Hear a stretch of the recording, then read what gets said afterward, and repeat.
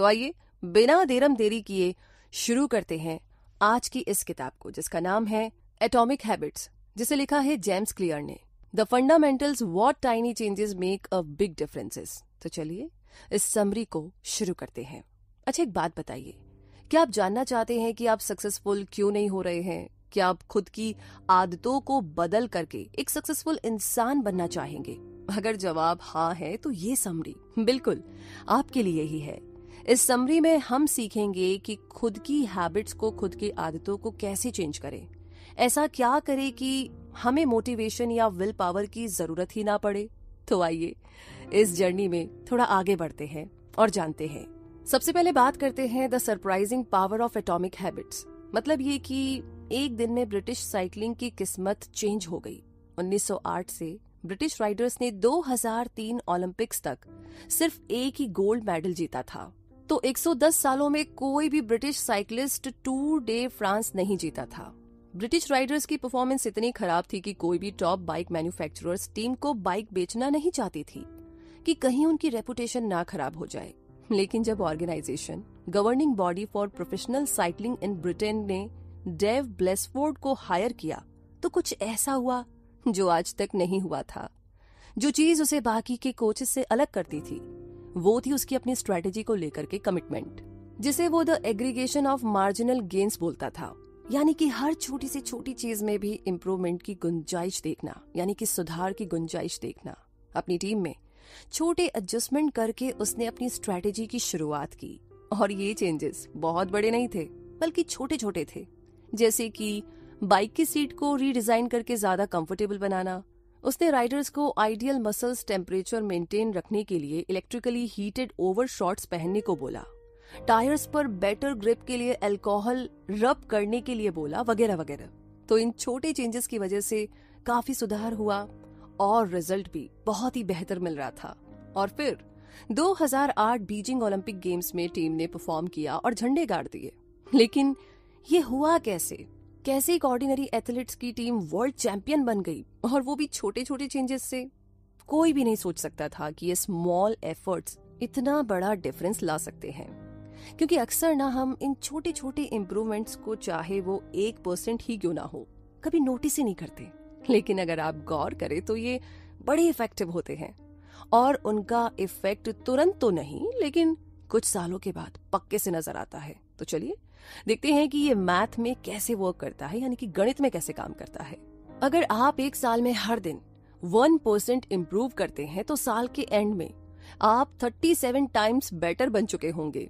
Habit self improvement के लिए compound interest की तरह होती है और इनका असर एक दिन में नहीं दिखाई देता, लेकिन कई महीनों की प्रैक्टिस के बाद डेफिनेटली आपको वो इफेक्ट दिखने लगेगा। हालांकि इसका सैड पार्ट ये है कि ये इतनी स्लो पेस में असर करती है कि कई बार बैड हैबिट से छुटकारा पाने में बहुत टाइम लग जाता है। अगर आज आप अनहेल्दी मील खाते हैं तो स्केल पर आपका वेट बिल्कुल भी चेंज नहीं होगा, लेकिन बार बार यही चीज रिपीट करेंगे तो टॉक्सिक रिजल्ट्स भी मिलेंगे। जैसा कि बोला जाता है, आज आप सक्सेसफुल है या अनसक्सेसफुल ये उतना मैटर नहीं करता। मैटर करती है आपकी आदतें कि वो आपको राइट डायरेक्शन में ले जाती है या नहीं। सोचिए इस बारे में। वैसे आगे बढ़ते हैं इसी के साथ और अब बात करते हैं कि आपकी हैबिट्स कैसे आपकी आइडेंटिटी को शेप करती है। मतलब ये कि बुरी आदतों को छोड़ना इतना मुश्किल क्यों है, जबकि अच्छी आदतें जल्दी से अपनाई भी नहीं जाती। बहुत मुश्किल होता है इन्हें अपनाना। तो चाहे हम कितने भी अच्छे इंटेंशन के साथ चले, बुरी आदतें एक बार लग जाए तो पीछा नहीं छोड़ती। हम लाख कोशिश कर ले उन्हें चेंज करने की, लेकिन अक्सर हम फेल हो जाते हैं और इसकी वजह है हम गलत चीजों को चेंज करने की कोशिश करते हैं और दूसरा हमारा तरीका सही नहीं होता। तो बहुत से लोग प्रोसेस ऑफ चेंज शुरू करने के लिए उस चीज पर फोकस करने लगते हैं जो उन्हें अचीव करनी होती है। ये हमें आउटकम बेस्ड हैबिट में लेकर आता है। लेकिन अगर हम आइडेंटिटी बेस्ड हैबिट्स बिल्ड करनी शुरू करें तो हम इस चीज पर फोकस करना शुरू कर देंगे कि हमें क्या बनना है। मान लीजिए कि लोग सिगरेट छोड़ना चाहते हैं। फर्स्ट पर्सन को जब सिगरेट ऑफर की जाती है तो वो बोलता है नो थैंक यू, मैं सिगरेट छोड़ने की कोशिश कर रहा हूँ। अब ये सुनने में ना बड़ा रीजनेबल लगता है, लेकिन देखा जाए तो ये आदमी ये बात मानता है कि वो बेसिकली एक स्मोकर है जो अब कुछ और बनना चाहता है। वो अपने बिहेवियर में एक चेंज चाहता है जबकि उसके बिलीव्स अभी भी सेम है। दूसरे आदमी को जब सिगरेट ऑफर की जाती है तो वो भी मना कर देता है, लेकिन यहां पर उसके बोलने का तरीका अलग है। नो थैंक यू, लेकिन मैं सिगरेट नहीं पीता। तो देखा आपने, स्मॉल डिफरेंस, एकदम छोटा सा चेंज है, लेकिन सिर्फ इससे ही दोनों की आइडेंटिटी चेंज हो जाती है। ज्यादातर लोग इंप्रूवमेंट करते वक्त आइडेंटिटी चेंज के बारे में सोचते तक नहीं है। आप अपने एक एस्पेक्ट को लेकर के जितना ज्यादा प्राउड फील करेंगे उतना ही आप नई आदतों को अपनाने के लिए मोटिवेट होंगे। आपको ना बस ये डिसाइड करना है कि आप क्या बनना चाहते हो और अपनी हैबिट्स में छोटे छोटे चेंजेस ला करके आप ये बात साबित कर सकते हो। और इसी के साथ आगे बात करते हैं सिंपल स्टेप्स में बेहतर हैबिट्स को कैसे बिल्ड करें। आइए इसे समझते हैं। एक साइकोलॉजिस्ट एडवर्ड ने एक एक्सपेरिमेंट किया 1898 यानी कि 1898 में, जिसमें पता चला कि हम करंटली हैबिट्स और रूल्स को कैसे समझते हैं जो कि बाद में हमारा बिहेवियर बन जाती है। तो एडवर्ड को एनिमल्स का बिहेवियर स्टडी करने का बहुत शौक था, इसीलिए उन्होंने बिल्लियों से शुरुआत की। उन्होंने हर बिल्ली को, हर कैट को एक डिवाइस पजल बॉक्स के अंदर रखा। बॉक्स के अंदर एक डोर बनाया था ताकि कैट इजीली निकल सके।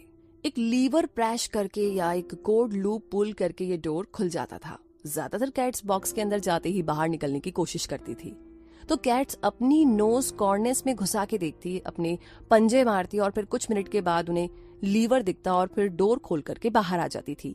तो ऐसा 20 से 30 बार के ट्रायल के बाद, उनका बिहेवियर ऑब्जर्व करने के बाद ये पता चला कि कैट्स को बार बार बॉक्स में जाना हैबिचुअल लगने लगा और अंदर जाते ही वो लेवल प्रेस करके बाहर निकल आती थी। बार बार की प्रैक्टिस से कैट्स ने मिस्टेक्स कम की और सोल्यूशन पर फोकस किया।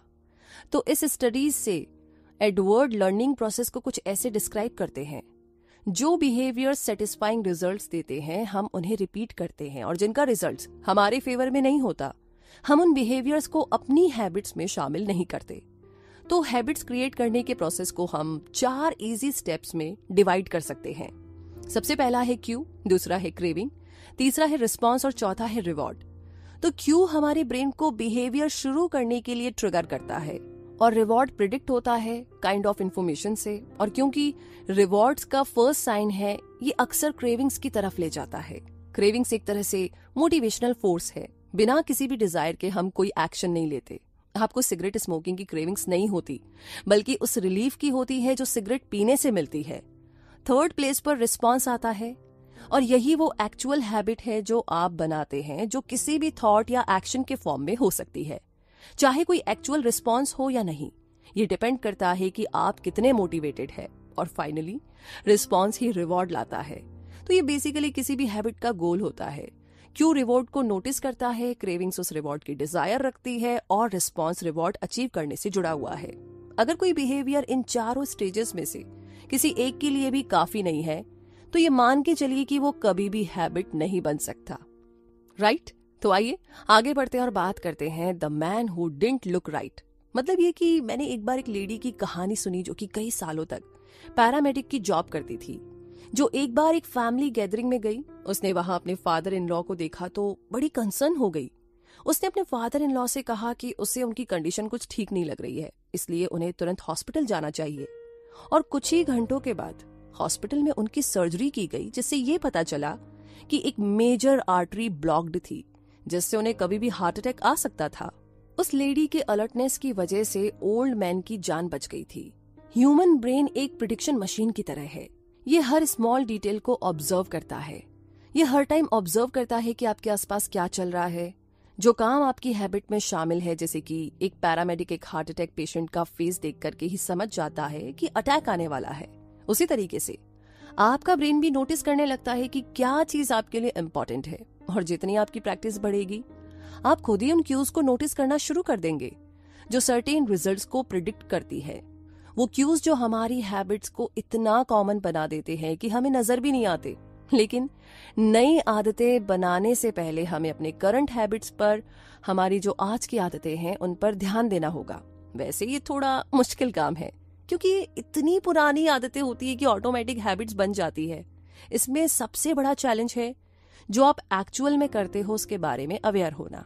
एग्जैक्टली। और ये करने के लिए ना आपको बिहेवियर को स्कैन करना होगा, फिर खुद से पूछना होगा कि ये हैबिट अच्छी है या बुरी या न्यूट्रल। बस अपनी हैबिट्स को स्कोर कर लीजिए, लेकिन कुछ चेंज करने की जरूरत नहीं है। आपको बस एक्नॉलेज करना है कि आप क्या करते हो।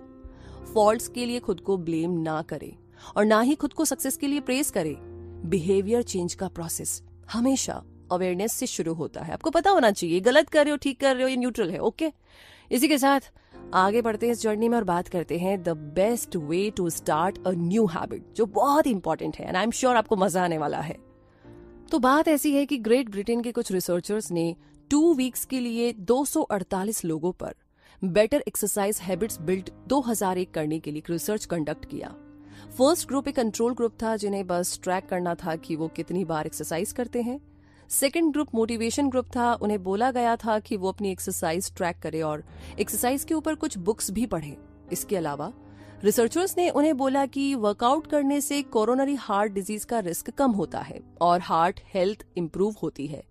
लास्ट में थर्ड ग्रुप को सेकंड ग्रुप की तरह सेम डेटा प्रेजेंट किया गया था, जिसका मतलब था कि उन्हें भी इक्वल लेवल मोटिवेशन मिली। हालांकि उन्हें एक प्लान बनाने के लिए भी बोला गया था कि उन्हें कब और कहां एक्सरसाइज करना है। अब इसे और स्पेसिफिक वे में करने के लिए थर्ड ग्रुप के हर मेंबर ने लिखा, अगले नेक्स्ट वीक के अंदर मैं एटलीस्ट 20 मिनट्स की हार्ड एक्सरसाइज करूंगा, इस दिन और इस टाइम और इस जगह पर। फर्स्ट और सेकंड ग्रुप में 35 से 38% लोगों ने वीक में एटलीस्ट एक बार वर्कआउट किया। एक्चुअल में इन लोगों पर मोटिवेशनल प्रेजेंटेशन का कोई भी खास इम्पैक्ट नहीं हुआ था, लेकिन थर्ड ग्रुप में से 91% लोगों ने पर वीक एक बार तो वर्कआउट किया ही, और जो सेंटेंस उन्होंने लिखे थे उन्हें रिसर्चर्स इम्प्लीमेंशंस इंटेंशंस बोलते हैं। एक प्लान जो आप पहले से बनाकर रखते हो कि आप कब और कहां एक्शन लोगे। तो कई रिसर्चर्स ने साबित किया है कि इम्प्लीमेंशन इंटेंशंस हमें अपने गोल से कनेक्टेड रहने में हेल्प करते हैं। कई लोगों को लगता है कि उनके पास कोई मोटिवेशन नहीं है, लेकिन सच ये है कि वो अपने गोल को लेकर के क्लियर नहीं है, कब और कहां एक्ट करना है। ये ऑब्वियस नहीं होता, लेकिन बिहेवियर का फर्स्ट लॉ है इसे ऑब्वियस बनाना। ऑब्वियस होना एक प्रैक्टिकल तरीका है ताकि आपको अपनी आदतों के लिए क्लियर क्यूज मिल सके और आप एक प्लान डिजाइन कर सके कि कब और कहां एक्ट करना है। तो आइए इसी प्लान के साथ थोड़ा और आगे बढ़ते हैं और बात करते हैं motivation is overrated, environment often matters more. जी हाँ, मतलब ये कि बॉस्टन के मैसाचुसेट्स जनरल हॉस्पिटल में एक प्राइमरी केयर फिजिशियन एने को एक क्रेजी आइडिया आया। उसे लगता था कि वो हॉस्पिटल स्टाफ और विजिटर्स की ईटिंग हैबिट्स को बेटर बना सकती है, वो भी उनका मोटिवेशन चेंज किए बिना या उनके बगैर किसी डिस्कशन के। तो उसने अपनी कलीग के साथ मिलकर के हॉस्पिटल के कैफेटेरिया का चॉइस आर्किटेक्चर चेंज करने के लिए एक 6 मंथ स्टडी कंडक्ट की। सबसे पहले तो उन्होंने अरेंजमेंट ऑफ ड्रिंक्स चेंज किए, रेफ्रिजरेटर कैश रजिस्टर के पास रखे थे और उनमें सिर्फ सोडा रखा होता था, तो उन्होंने सोडा के बदले वाटर बॉटल्स रखवा दी। सिर्फ रेफ्रिजरेटर में ही नहीं बल्कि रूम के फूड स्टेशन में भी।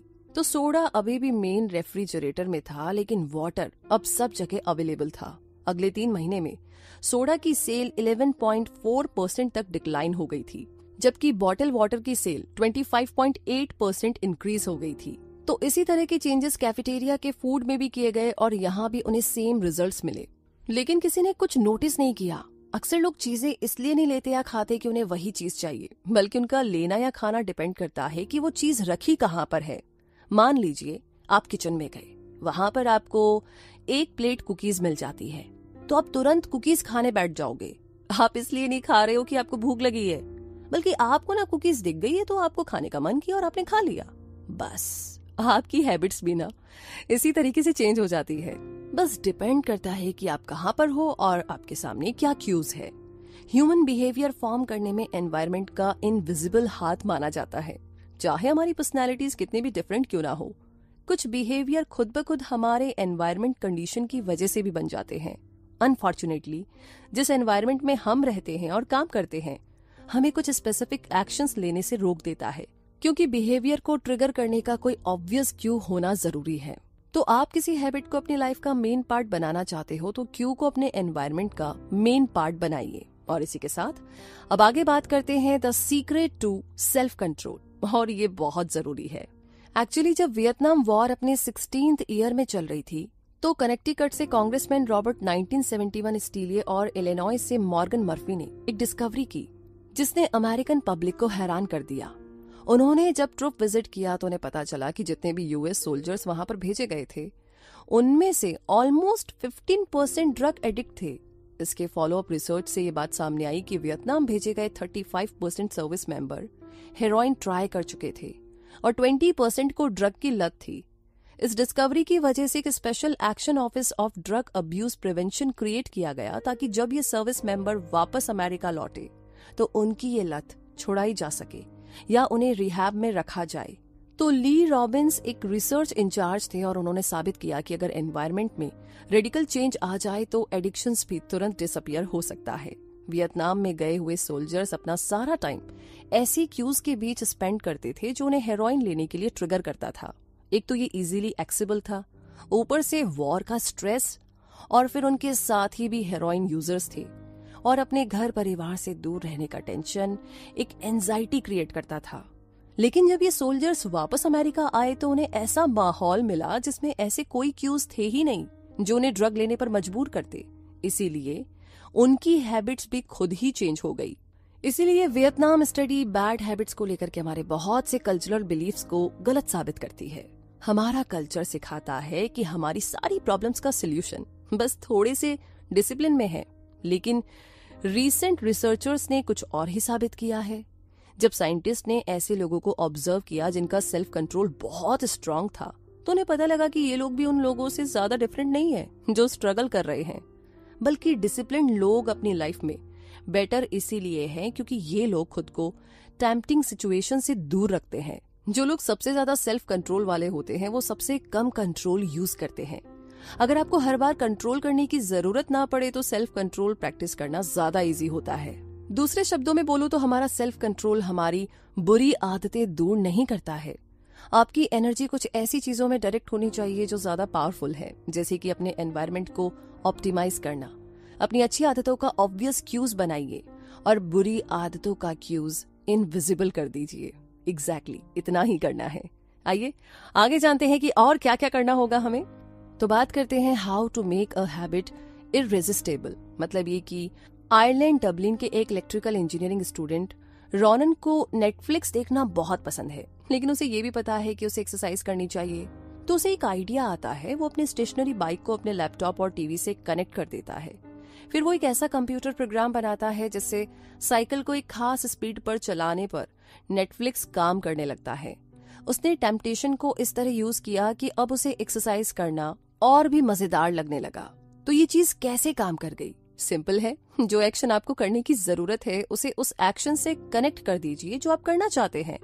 तो टेम्पटेशन बंडलिंग मेथड है एक साइकोलॉजिकल थ्योरी को अप्लाई करने का जिसे प्रेमैक्स प्रिंसिपल बोलते हैं। और ये प्रिंसिपल बेसिकली ये बताता है कि अगर आप कोई चीज नहीं भी करना चाहते हैं तो भी आप उसे करने पर मजबूर हो जाते हैं। वो इसीलिए क्योंकि आपको ऐसा करने में ना कुछ ऐसा मिल रहा है जो आप वाकई में अचीव करना चाहते हैं। इसका मतलब है हैबिट्स को अट्रैक्टिव बनाना या फेवरेबल बनाना, जिसके बदले में कुछ भी छोड़ना ना पड़े।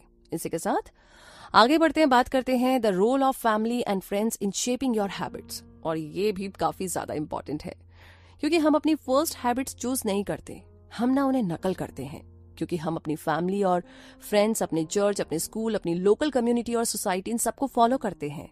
हर कल्चर और ग्रुप के अपने कुछ स्टैंडर्ड्स होते हैं जो कि हमारी हैबिट्स को अफेक्ट करती है। हम अपने करीबी लोगों को अनजाने में ही इमिटेट करते हैं, उनकी हैबिट्स को पिक कर लेते हैं। हम अपने पेरेंट्स की कॉपी करते हैं, उनके जैसे ही आर्ग्यूमेंट्स और फाइट्स को हैंडल करने की कोशिश करते हैं। इतना ही नहीं, हम अपने को-वर्कर्स को भी कॉपी करते हैं। ये एक जाना माना रूल है, अगर आप किसी के क्लोज है तो पॉसिबल है कि आप उन्हें कॉपी करें।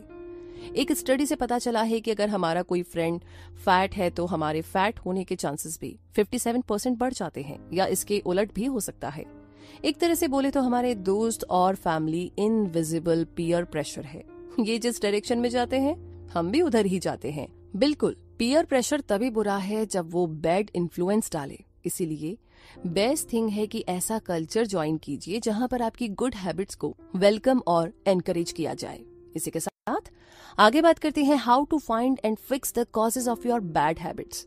मतलब ये कि आप किसी भी हार्ड हैबिट को इजी बना सकते हैं अगर आप उसे एक पॉजिटिव माइंडसेट से लिंक कर दें। जैसे कि हम हमेशा बोलते हैं कि हमें ये करना है, वो करना है, लेकिन अगर हम सिर्फ एक वर्ड चेंज कर दे तो क्या होगा, मुझे काम पर जाने के लिए उठना है के बजाय अगर हम बोले कि मैं इसलिए उठता हूं कि काम पर जाऊं, वर्ड्स को सिंपली चेंज करके आप अपना पूरा पर्सपेक्टिव बदल देते हैं।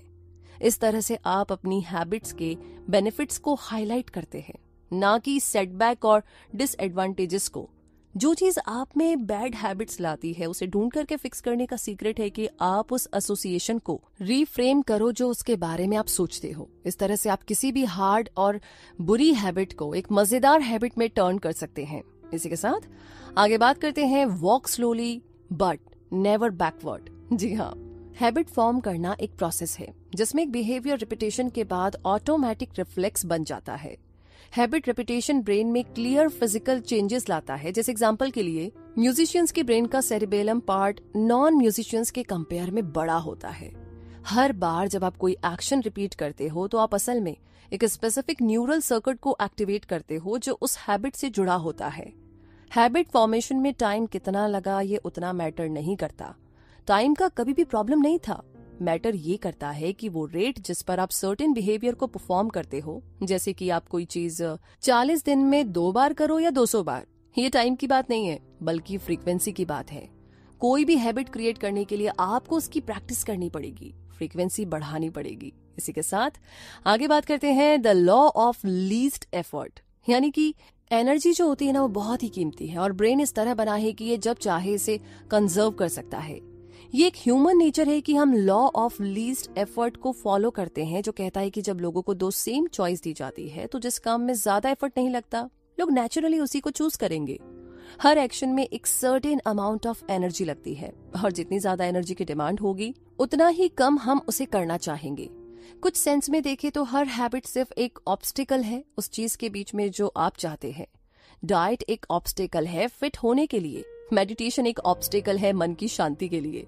आप एक्चुअल में हैबिट से प्यार नहीं करते बल्कि उस आउटकम से करते हैं जो ये डिलीवर करता है। लेकिन अगर हम सब इतने लेजी है तो कैसे कुछ लोग मुश्किल गोल्स भी अचीव कर लेते हैं? सवाल तो ये है और इसका सोल्यूशन, इसका जवाब है कि एक ऐसा एनवायरनमेंट क्रिएट कीजिए जहां राइट चीजें करना हमेशा इजी हो। इस तरीके से आप फ्रिक्शन ऑफ ऑब्स्टिकल को रिड्यूस कर पाएंगे। जैसे कि मील डिलीवरी सर्विस ग्रोसरी शॉपिंग का फ्रिक्शन डिक्रीज करती है, जैसे डेटिंग एप्स की वजह से सोशल इंट्रोडक्शन करने का फ्रिक्शन कम हो गया है। इसी तरीके से और भी बहुत सारी चीजें। बेहतर हैबिट्स क्रिएट करने के स्ट्रगल में ऐसे तरीके एक्सप्लोर कीजिए जो गुड हैबिट से जुड़े हुए फ्रिक्शन को कम करे और हमारी बैड हैबिट से कनेक्टेड फ्रिक्शन इंक्रीज करे। तो इसी के साथ आगे बात करते हैं अब how to stop procrastinating by using the 2 minute rule. ये बड़ा इंटरेस्टिंग है कि ये कैसे काम करेगा, आइए जानते हैं। अगर आप कुछ बहुत बड़ा शुरू करना चाहते हैं और बिग स्टेप्स लेकर के आपको ये इजी भी लगता है तो भी आपको बेबी स्टेप से शुरू करना चाहिए, क्योंकि हम सब बहुत जल्दी बहुत ज्यादा करने की कोशिश करते हैं क्योंकि हम चेंज को लेकर के इतने एक्साइटेड जो रहते हैं। लेकिन एक टेंडेंसी आपको ऐसा करने से रोकती है और वो है 2 मिनट रूल, जो कहती है कि जब आप कोई नई आदत, नई हैबिट शुरू करते हैं तो इसे करने में ना 2 मिनट से कम टाइम लगना चाहिए। आप देखेंगे कि ऑलमोस्ट हर हैबिट 2 मिनट में ही लर्न की जा सकती है। जैसे कि रोज रात को सोने से पहले कोई बुक पढ़ने वाली हैबिट बन जाती है, रोज रात 1 पेज पढ़ के सोना, 30 मिनट योगा करो, ये हैबिट्स बन जाती है। तो पॉइंट ये है कि किसी पर्टिकुलर हैबिट को अपनाने के लिए इजी वे में शुरू कीजिए। आप चाहे 1 मिनट मेडिटेट करो, 1 पेज पढ़ो, एक कपड़ा तह लगाओ, कुछ भी करो, लेकिन शुरू तो करो। जो चीज राइट लगे उसे करना एक पावरफुल स्ट्रेटेजी है। लोगों को लगता है कि डेली किताब का 1 पेज पढ़ना बहुत बड़ा काम है, लेकिन पॉइंट ये नहीं है कि आप कितना पढ़ते हो या कितना करते हो, बल्कि ये है कि आप एटलीस्ट कर तो रहे हो। और जब आप करना शुरू करोगे तो फर्स्ट 2 मिनट्स आपके लार्जर रूटीन का एक रिचुअल बन जाएंगे।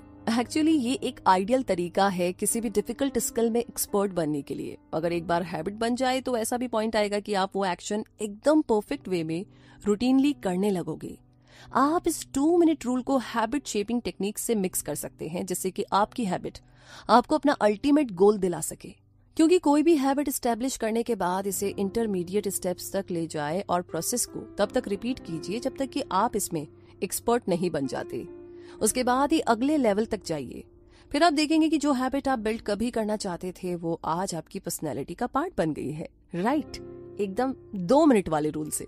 तो आइए आगे अब बात करते हैं how to make good habits inevitable and bad habits impossible.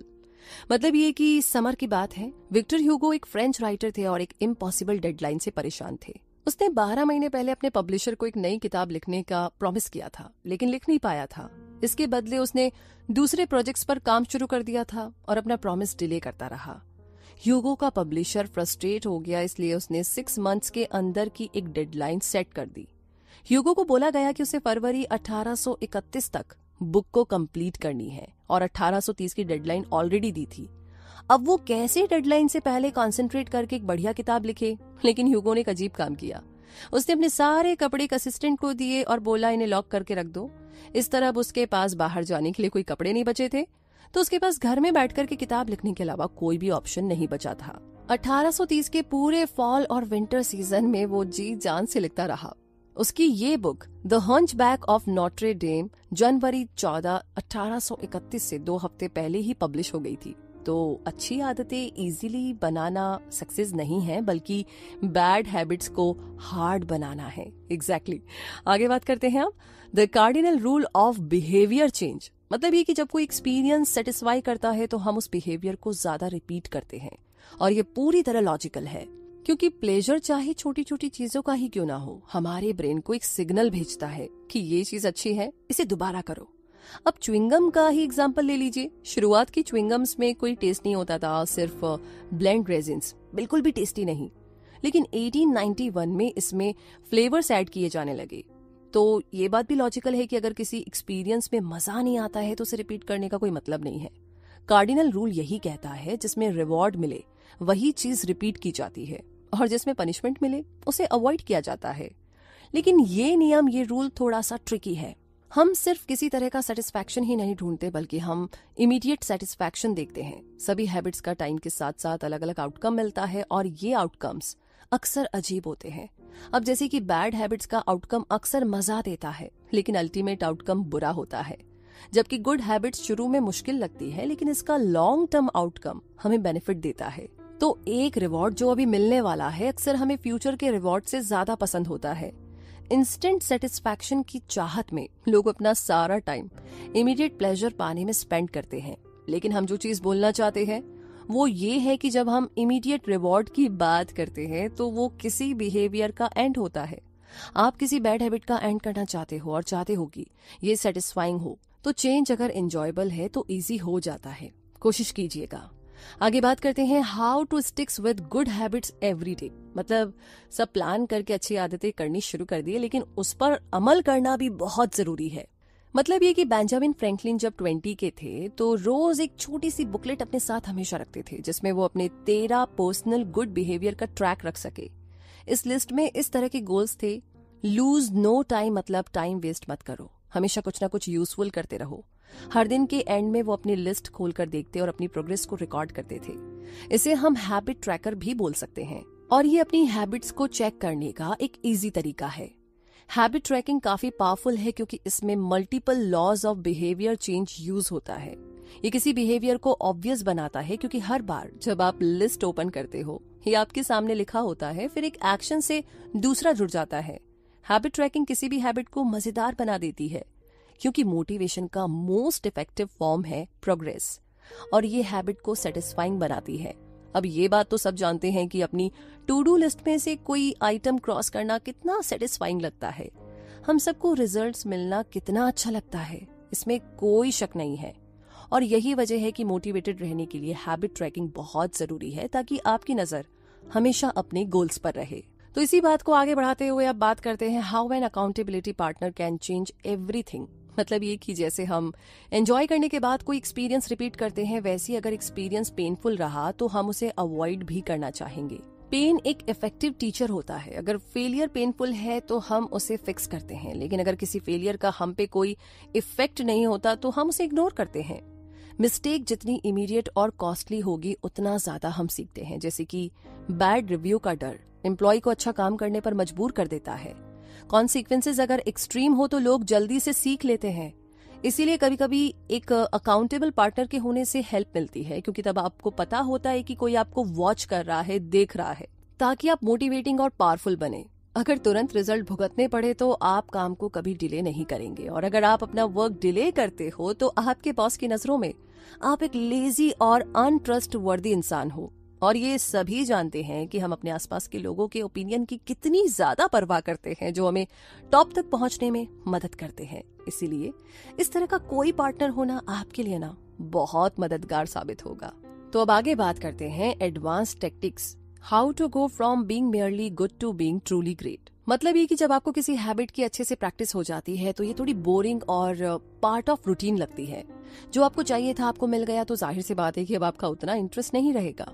और यही बोरिंगनेस ग्रेटेस्ट चैलेंज है, बहुत बड़ा चैलेंज है।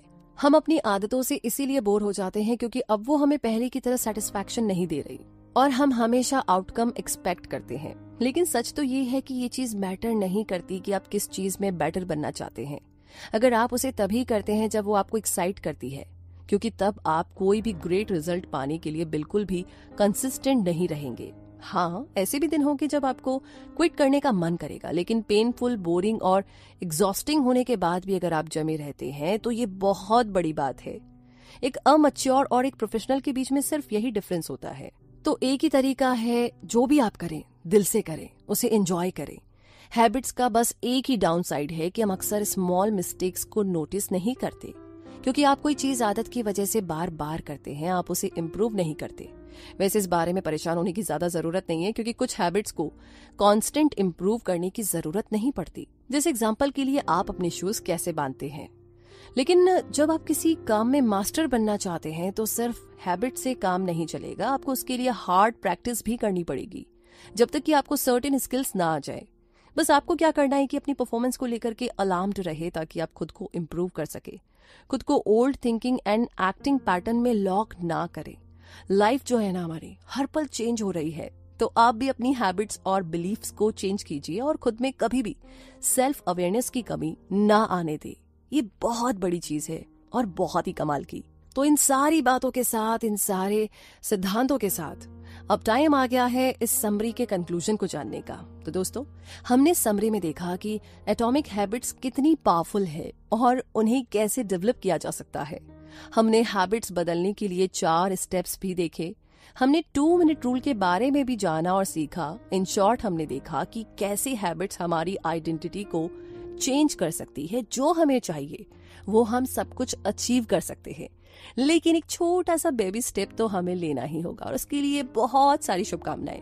तो बताइए समरी आपको कैसी लगी कमेंट बॉक्स में लिख करके, और साथ ही साथ आगे किस किताब के बारे में आप जानना चाहते हैं वो भी हमें लिख भेजिए। बात होगी आपके साथ बहुत जल्दी ही। तब तक के लिए अपना बहुत सारा ध्यान रखिए, हमेशा मुस्कुराते रहिए। जय हिंद।